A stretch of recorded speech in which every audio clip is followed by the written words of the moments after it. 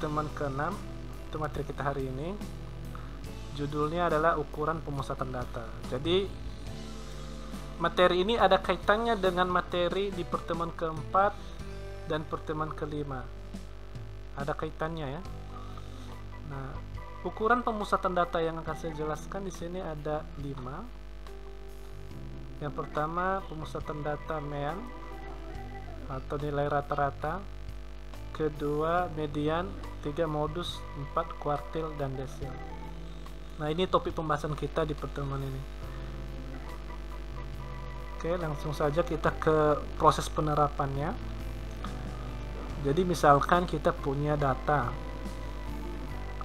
Datanya itu sudah dalam bentuk tabel distribusi frekuensi. Di sini terdiri dari 7 kelas. Nah, contoh ini masih sama contoh yang saya gunakan di pertemuan ke-5. Nilainya ini sama. Nah, jadi kita akan mencari nilai meannya. Nah, di mana definisi mean di sini teknik penjelasan kelompok yang didasarkan atas nilai rata-rata dari kelompok tersebut. Nah, jadi mean itu adalah tujuannya untuk mencari nilai rata-rata. Berikut rumusnya. Rumus pemusatan data model mean. Jadi sigma xi dikali v dibagi n. Nah, untuk keterangan variabelnya kamu bisa baca di sini ya. Langsung saja ke proses penerapan. Jadi langkah pertama itu kita cari dulu nilai xi nya. Nah, untuk mencari nilai xi itu dari nilai tengah kategori nilai.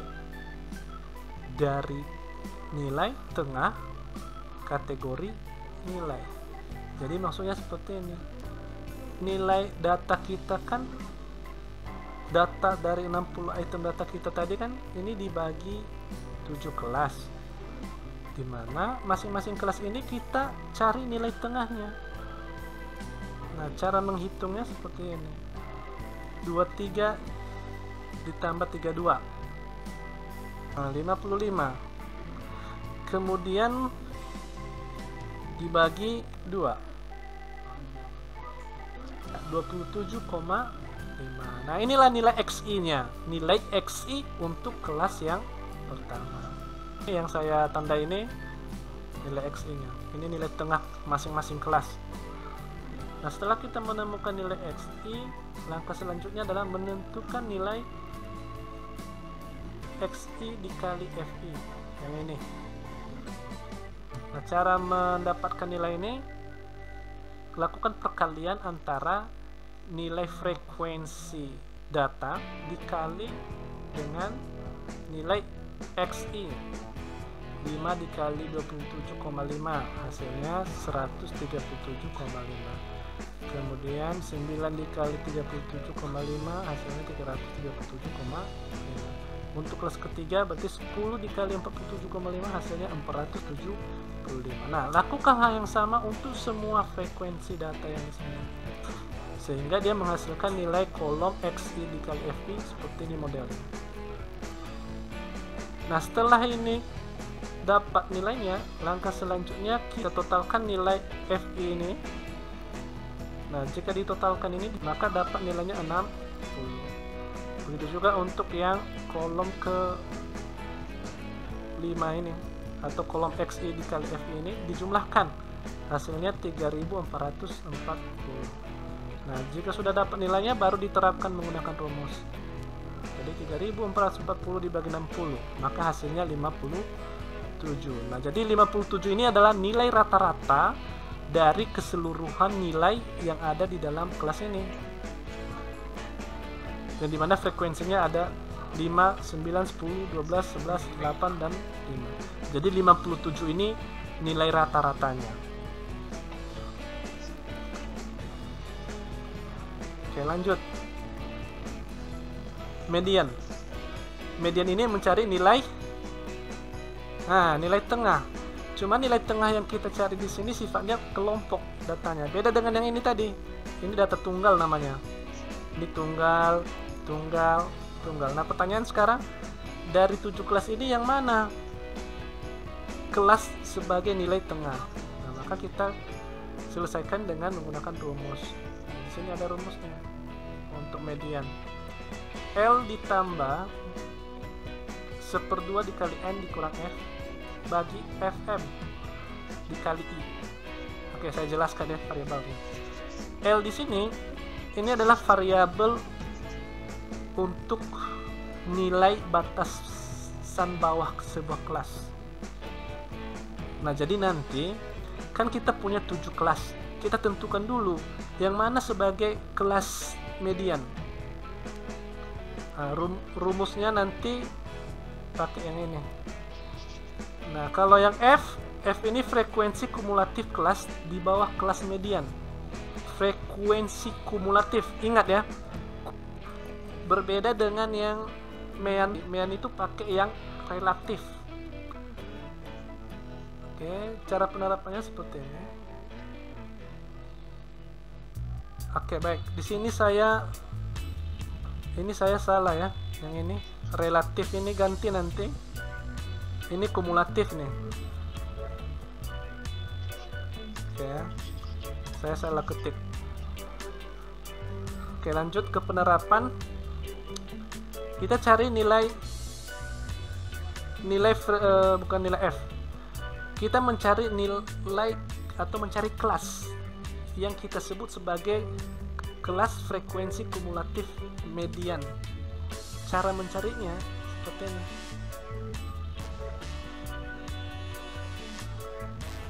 N dibagi 2. N dibagi 2. Ini kan 1/2 tadi. 1/2 kali N. Berarti N per 2. N di sini adalah jumlah seluruh frekuensi data ini. Seluruh frekuensi data. 5 ditambah 9, ditambah 10, ditambah 12, ditambah 11, ditambah 8, dan seterusnya. Hasilnya itu 60. Dibagi 2, maka 30. Nah, 30 ini kita cek di kolom kumulatif. Di kolom kumulatif ini 30 itu terkandung di nilai keberapa? Itu berada di nilai 30. Nah, yang ini.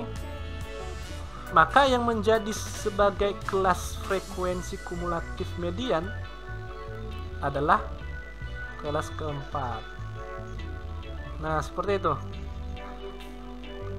Maka langkah selanjutnya kita mencari nilai L atau nilai minimum bawah sebuah kelas median. Oke, ini tadi L sama dengan BB kelas median dikurang 0,5. Nah, di sini tadi rumusnya ada ya. Ini batas bawah kelas di mana terdapat 1/2N.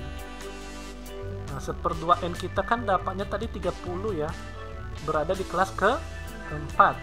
Maka karena dia di kelas keempat, nilai batas bawahnya adalah 53. Jadi 53 ini dikurangi 0,5. Hasilnya 52,5. Nah, ini nilai L-nya. Oke. Selanjutnya kita mencari nilai I. Kalau ini adalah nilai interval. Kalau interval berarti panjangnya nilai data di dalam sebuah kelas. Nah, karena kelas kita terendahnya itu 53, nilai tertingginya 62, kalau kita hitung itu datanya jumlahnya 10. 53, 54, 55, 56, 57, 58 sampai 52 itu jumlahnya 10. Nah, itu jika dihitung manual. Kalau menggunakan rumus ini, nilai batas atas dikurangi nilai batas bawah. Kemudian hasilnya itu dijumlahkan dengan angka 1. Nah, jadi 62 dikurang 53, hasilnya 9. Ditambah 1, jadi nilai I-nya 10. Oke, berarti sudah ada dua nilai yang kita ketahui, yaitu nilai L, nilai I. Nah, sekarang kita cari nilai F-nya, nilai F. Nah, karena rumus kita tadi ini ya, F, nilai F yang ini, yang saya blok ini.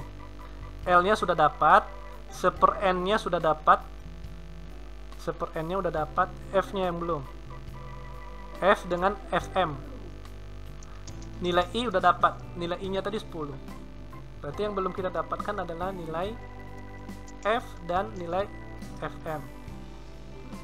Oke. Langsung kita cek di bawah. Nah, nilai F-nya di sini saya buat 24. Loh, kenapa bisa 24? Nah, ini alasannya. Baca keterangan variabel tadi. Ini, baca. Nilai F ini adalah frekuensi kumulatif kelas di bawah kelas median. Itu nilai kumulatif di bawah kelas median. Nah, kelas median kita tadi kan berada di kelas 4 ya. Nilai frekuensi kumulatif di bawah kelas 4 adalah 24 nilainya. Maka nilai F di situ dibuat 24. Nah, kalau untuk FI atau FM-nya yaitu tetap 12. Nah, kalau sudah diketahui semua masing-masing nilai variabel tersebut, baru kita terapkan di dalam rumus. Nilai L-nya 52,5 ditambah 1/2 kali 60. Ini kan hasilnya tadi 30 ya. Ini 30. 30 dikurang 24. 24 ini tadi nilai F. Nilai kumulatif di bawah kelas median. Setelah nilainya dimasukkan, kemudian dihitung, maka kita mendapatkan nilai mediannya 57,5. Jadi 57,5 ini adalah nilai tengah dari 60 data tadi. Masuk kita ke modus. Nah, modus. Siapa yang banyak modus di sini? Pasti ini tahu apa itu modus. Bukan modal dusta ya. Modus ini adalah nilai yang paling sering muncul. Maka untuk menentukan angka dari seluruh item 60 tadi, angka keberapa yang sering muncul? Nah, kalau kita hitung manual kan capek tuh. Maka kita bisa menentukannya menggunakan rumus ini. L ditambah I B1 dibagi B1 ditambah B2. Jadi L ini adalah nilai tepi batas bawah. Kalau I ini interval. Nah, kalau B1 nya nilai frekuensi relatif. Nah, jadi di sini di modus kita pakai tabel relatif ya. Penentuan nilainya adalah frekuensi relatif kelas modus dikurangi frekuensi relatif kelas sebelumnya. Kalau B2 nya sebaliknya, frekuensi relatif kelas modus dikurangi frekuensi relatif kelas berikutnya. Nah, langsung saja kita lihat penerapannya. Nah, langkah pertama itu kita tentukan dulu yang mana yang kita jadikan sebagai kelas modus. Nah, cara menentukan kelas modus katanya tadi ini, yang memiliki nilai frekuensi relatif terbesar ya, yang terbesar. Maka frekuensi relatif kan ini nilai persentasenya, yang paling terbesar itu adalah 20. Nah, berarti 20% ini kan kaitannya terhadap kelas keempat. Nah, jadi kelas keempat ini adalah kelas modusnya. Ya. Oke, kalau sudah kita temukan, masuk kita ke proses mencari nilai tepi bawah. Yaitu L sama dengan batas kelas modus dikurangi 0,5. Hasilnya 52. Oke ya. Kemudian cari nilai interval. Nah, untuk interval hampir sama seperti median tadi, hampir sama ya. Batas atas dikurangi batas bawah, kemudian dijumlahkan atau ditambah 1. Langkah keempat adalah mencari nilai B1. Nah, cara mencari nilai B1 nya ini menghitung nilai selisih FI kelas modus dengan nilai FI kelas sebelumnya. Jadi nilai nilai selisih F kelas modus katanya. Berarti yang mana itu? Yang ini. 12 sebelumnya berapa nilainya? 10. Kan nilai frekuensi sebelum 12 kan 10 yang miliknya kelas 3. Maka 12 dikurang 10. Maka kita dapatlah nilai B1 nya 2. Oke ya. Nah, untuk yang B2 berarti kebalikannya, yaitu nilai ini selisih F1 kelas modus dengan kelas berikutnya. Oke, berarti yang ini 12 berikutnya adalah 11. Maka 12 dikurang 11, maka dapatlah hasilnya 1. Seperti itu. Nah, kalau sudah dapat seperti ini, maka terapkanlah dalam rumus. L-nya tadi 52,5 ditambah 10. 10 ini interval, 2 ini nilai B1. Oke, dijumlahkan. Maka dapatlah nilai modusnya 59. Oke, masuk kita ke kuartil. Nah, kalau kuartil ini metode pengukuran data juga, pemusatan data ya, yang dimana definisinya sekumpulan data yang sudah diurutkan dari terkecil hingga terbesar yang kemudian dibagi menjadi 4 bagian yang sama banyak. Rumusnya ini Q sama dengan TB ditambah IN dibagi 4 dikurang FK dibagi FQ dikali I. Nah, jadi I di sini adalah menandakan variabel kuartil. Jadi kalau dia kuartilnya itu untuk menghitung kuartil ada 3, kuartil 1, kuartil 2, kuartil 3. Jadi kalau misalnya kita mau mencari nilai kuartil 3, maka nilai I-nya 3 gitu. Nah, kalau yang N ini variabel jumlah individu frekuensi, FQ frekuensi kelas kuartil, frekuensi kelas kuartil, berarti yang ini maksudnya frekuensinya ini berarti 10. Kalau FK frekuensi kumulatif sebelum kelas yang dimaksud, berarti nilai kumulatif sebelum kelas kuartil.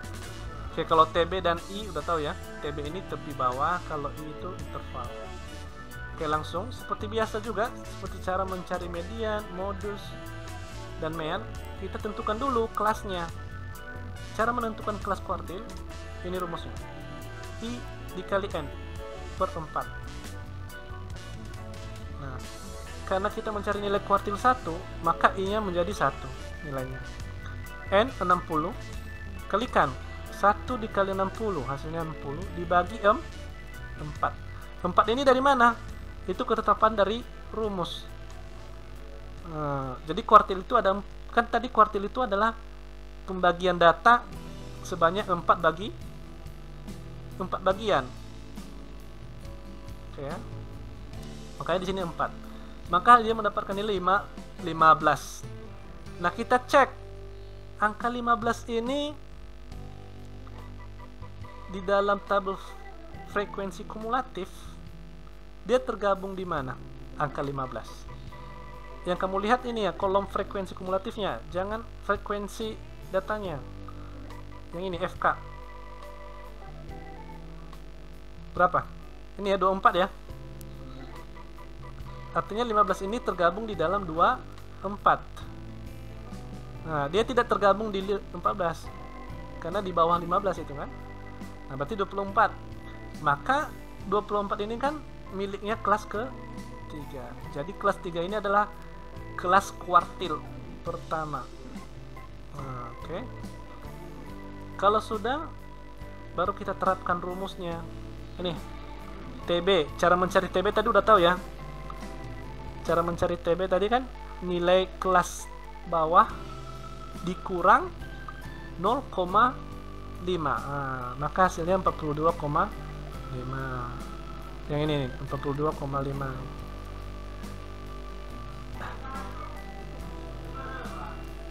Nah, kalau yang I kali N per 4 ini hasilnya 15 dari sini tadi ini.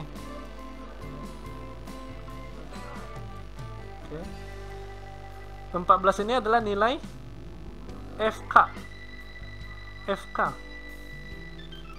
Ini FK. Oke. Berarti yang ini. Loh, kok bisa 14? Pasti kamu bertanya, kok 14 gitu ya. Nah, baca keterangannya di sini. FK, frekuensi kumulatif sebelum kelas yang dimaksud. Oke. Frekuensi kumulatif sebelum kelas yang dimaksud. Nah, berarti sebelum kelas kita kan kelas 3 ya. Sebelum kelas itu adalah kelas 2. Maka nilai kumulatif kelas 2 itulah yang diambil, yaitu 14. Oke. Dah, kalau sudah dapat baru kita kerjakan sesuai dengan rumus. Maka dihasilkanlah nilai kuartil 1 itu nilainya 43,5, nilai kuartilnya. Jadi nilai kuartil dari 60 item itu, jika kita cari nilai kuartil satunya itu bernilai 43,5. Seperti itu. Oke, selanjutnya desil. Nah, untuk yang desil ini hampir sama seperti kuartil prosesnya. Yang membedakannya adalah jumlah pembagiannya saja yang berbeda. Kalau tadi kuartil dia pembagiannya 40, kalau yang desil pembagiannya 10. Berarti ada 10 desil yang bisa dilakukan untuk menghitung nilainya. Oke. Nah, ini rumusnya hampir sama ya. Yang membedakan hanya nilai 10-nya yang di sini. Kalau yang kuartil tadi dia 4 kan? Kalau yang desil dia 10. Oke, kita lanjutkan. Nah, penerapannya ini. Perhatikan. Di sini 9. Kenapa 9? Karena yang mau saya cari adalah nilai kelas desil 9. Maka 9-nya dikali 60. 9 kali 60 bagi 10. Maka hasilnya 54. Kita cek 54 ini nilai kumulatifnya berada di kelas mana? Maka berada di kelas berapa nih? Kelas 6. Oke, nah untuk penerapannya sama seperti kuartil. Seperti ini. Oke.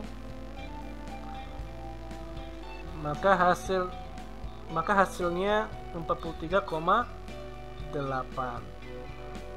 Nah, selesai. Sampai di sini ada pertanyaan?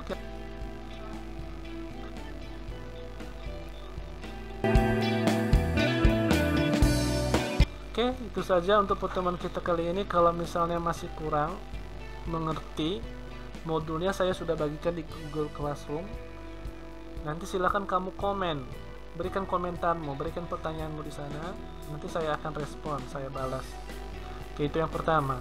Yang kedua, nanti saya akan mencoba mengupload penjelasan saya dalam bentuk video yang saya upload di YouTube. Nanti link videonya saya share di postingan saya di Google Classroom. Sampai di sini pertemuan kita. Sekian dan terima kasih. Selamat beristirahat. Selamat malam.